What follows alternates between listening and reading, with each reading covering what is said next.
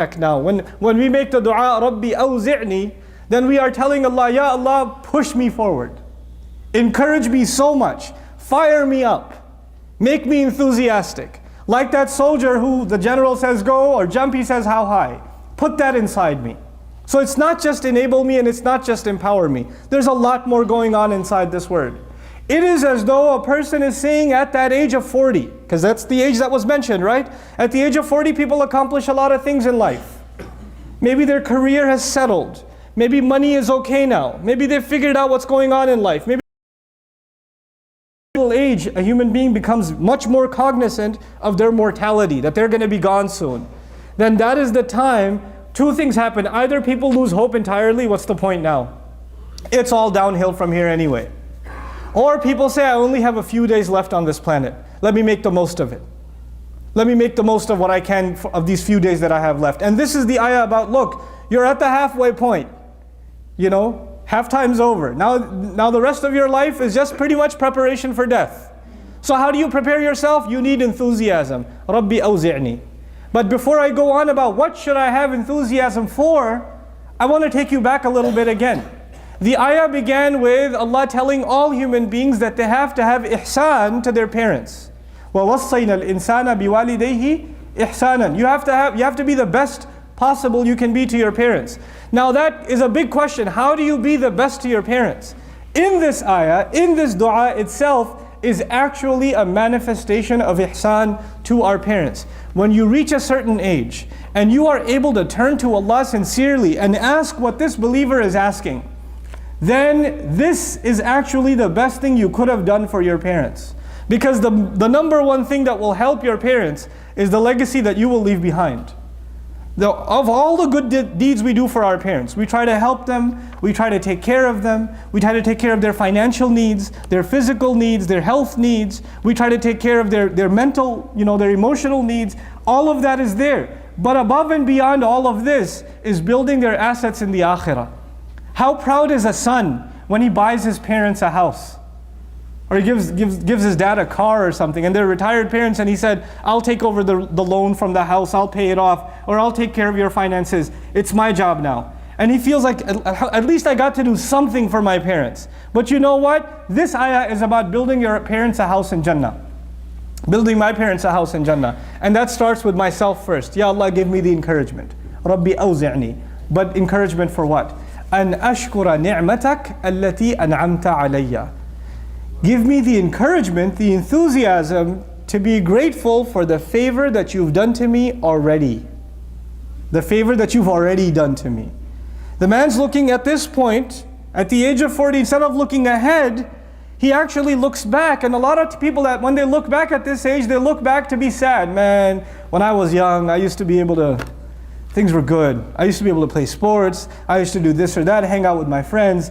Those days are gone. Now what's left for me? A retirement home? And there's this depression. Every time you think back, you just get depressed about how those days are never going to come back. And yet this believer looks at those same days and counts the things he should be grateful for. Because where he is and where you are and where I am in life right now is a sum of all the favors Allah did to us in our past. So a person becomes more and more aware of what Allah did for them in their past.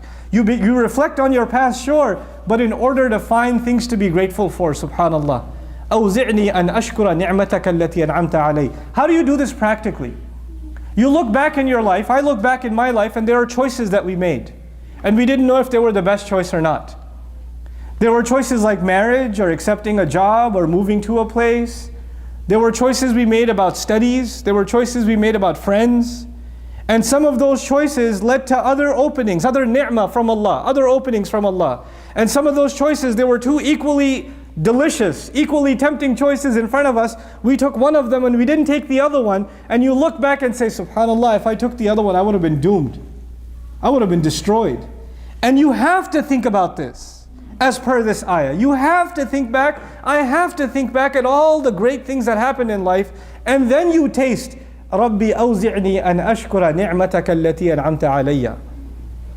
And then, not just thinking about your own life and the choices that you were given, but actually for my life itself, my life is nothing if Allah does not give opportunity to my parents. So all the things that my parents went through, The career choice my father made. The marriage decision my father made. Where he moved. The way my mother decided to raise me. You know, the opportunities that opened up for them. The job openings that they got. Some of you that are born in the United States, your parents were not born in the United States. Your parents were born in Bangladesh, in Pakistan, in Syria, in Palestine, and Somalia. They were born everywhere else, not here. And there are so many other young people. When your dad was a young man, there were so many other young men who were trying to get a job or trying to get an education in the United States or trying to move up, trying to build a career, and Allah gave an opportunity to your dad He didn't give to others. And he has some friends to this day that were in school with him, but they're not in the same position as he is. Allah opened some doors for him. And if those doors never opened, you wouldn't be speaking English today sitting here in Colleyville, Texas. That wouldn't have been the case for you. We just get the news of people that are suffering in the Muslim world. Those are also children of parents. Parents, many of whom are our parents' age. Right? And we could have been those kids. We could have been the people in those news reports that are just statistics now. There are favors Allah did for you and me. There are blessings Allah gave to you and me through our parents. Now what that does, now the ayah is forcing me not only to think about my past, it's forcing me to sit down with my dad and my mom and ask them about their life and all the things they went through in their life. And every time they tell me about one of their adventures, I just say, Ya Allah, make me more and more grateful. This is all part of your favor. All of the things my parents have gone through is the favor Allah did for me. Because I wouldn't be around without them. رَبِّ أَوْزِعْنِي أَنْ أَشْكُرَ نِعْمَتَكَ الَّتِي أَنْعَمْتَ عَلَيَّ وَعَلَى وَالِدَيَّ. It's interesting, right? That at this age, at this middle age in life, you also start questioning, what have I accomplished in life? If I'm going to be leaving this planet soon, what have I done? And at this point, you might think you will turn to Allah and ask for all the things you haven't accomplished yet. You'll ask for a better future. You'll ask for a house that you've always wanted.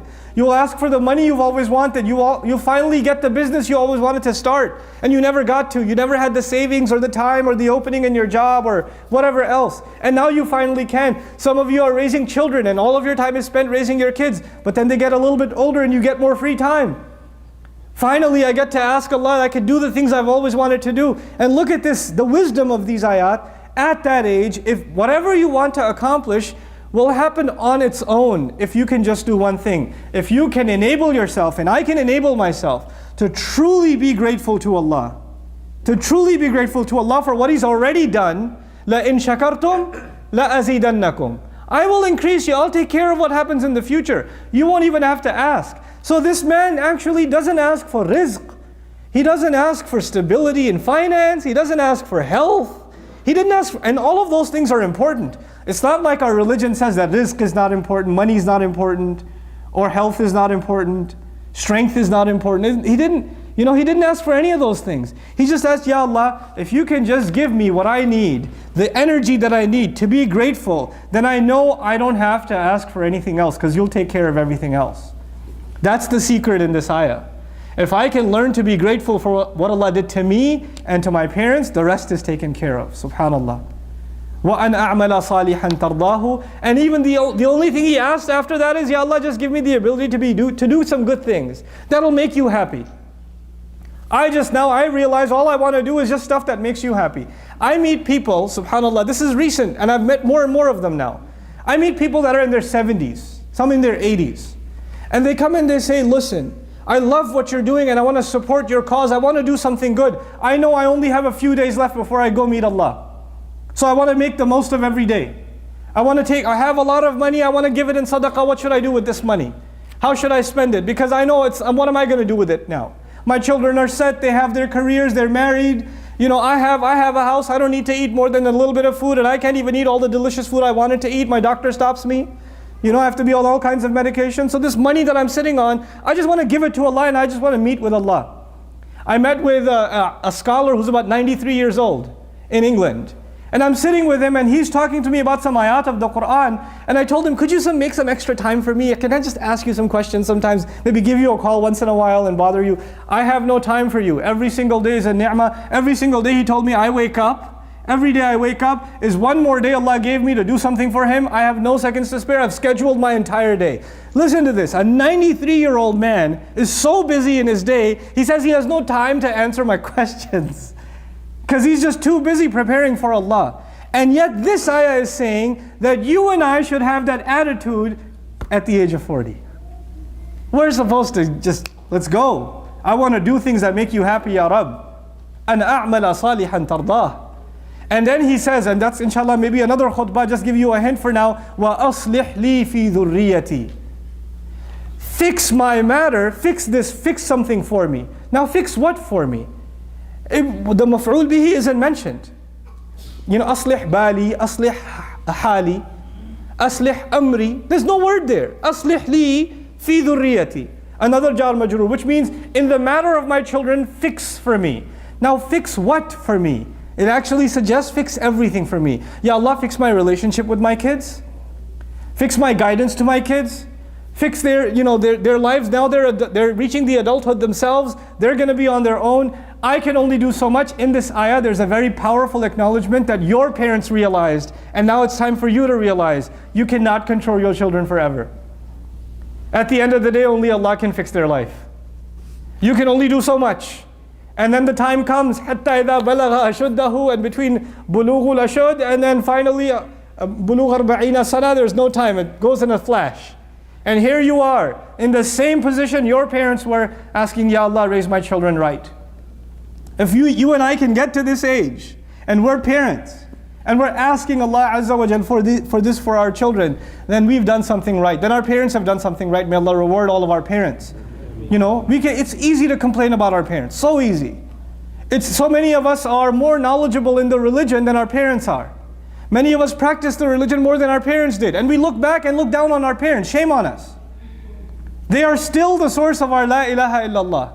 They are still the reason we're Muslim today. They're still the reason we're even coming into a masjid, because our fathers brought us into a masjid. They brought us. You can complain that they're not as religious as you. They don't know fiqh like you. They don't know tafsir like you. They don't know Arabic like you. So what? So what? We owe our entire deen to them. Whatever good came our way came through the ni'mah Allah gave to them. So don't you dare, and don't I dare, ever look down onto our parents. And whatever, if they agree with your religious practice or not, if they don't like your beard, young man, get over it. It's okay. It's okay. Oh, my parents don't understand. Watch it. You're talking about your parents. Learn to make this dua for your parents instead. Next time you get mad, just make dua for your parents. And make a dua from the Quran. He began, وَصَّيْنَا الْإِنسَانَ بِوَالِدَيْهِ إِحْسَانًا. But that's again another khutbah. This khutbah was about us. And realizing what we have to do when we reach a certain point in our career. And if you're not 40 and you've already reached a kind of stability, then you realize this dua applies to you too. So you have everybody here that's like 26, so I got 14 years before I make this dua. That's not what I mean. The suggestion of the ayah is when you reach an age when things have stabilized. When you reach the mature age. You know, if that's happened for you earlier, it's happened for you earlier. You know? Very powerful lessons from Quran about how we have to think about ourselves and bi'idhnillah ta'ala about our parents and our relationship with Allah Azza wa Jal.